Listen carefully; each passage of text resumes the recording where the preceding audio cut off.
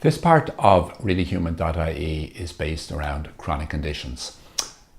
Living with a chronic condition as I have with MS, which is a bodily thing, and borderline personality disorder, which is a kind of a psychological thing, is quite difficult.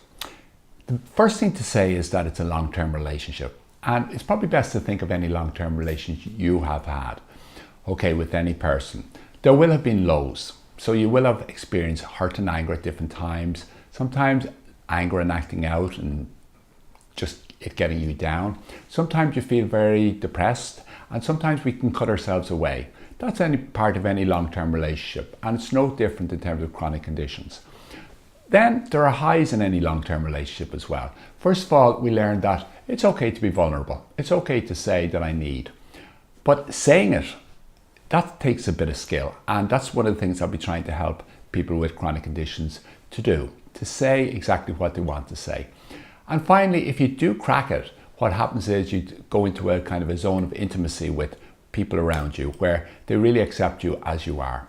So who am I? Well, when I think of myself with MS, I think of myself before, when I was diagnosed, and after MS.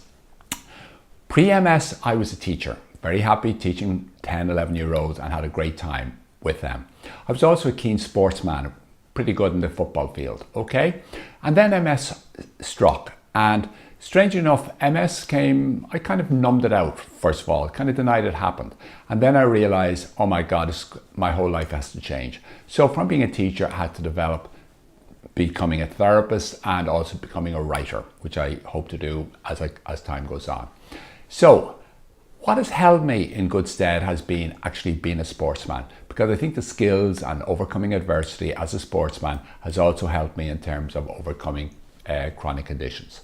If I can just go to the borderline personality disorder just for a moment, it's quite complicated. I will do another video on this, but the lows can involve kind of an empty hole inside that can never be filled.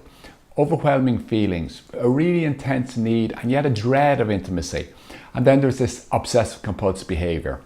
Now, I was first diagnosed with this at 18 and I'm now 61. So I've had it a long time and I've learned to live with it. Okay, so hopefully we can talk a little bit about that in the zone. Then there are the highs that I mentioned in any long-term relationship. First of all, I've developed incredible friends. Friends who've had to see me sad, angry, ashamed, and so forth like that. But when they see you like that and you're accepted, you know they're decent friends, okay?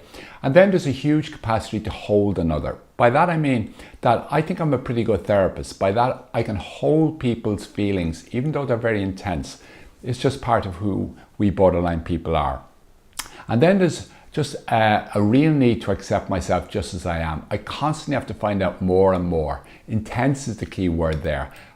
Who I am, what I'm about, and so forth like that. That journey still continues.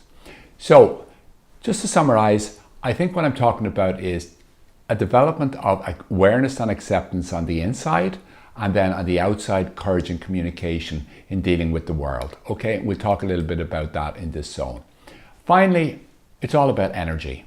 What brings you down and what brings you up, okay? And we're going to have a lot of fun, and I look forward to meeting you again. Thank you very much.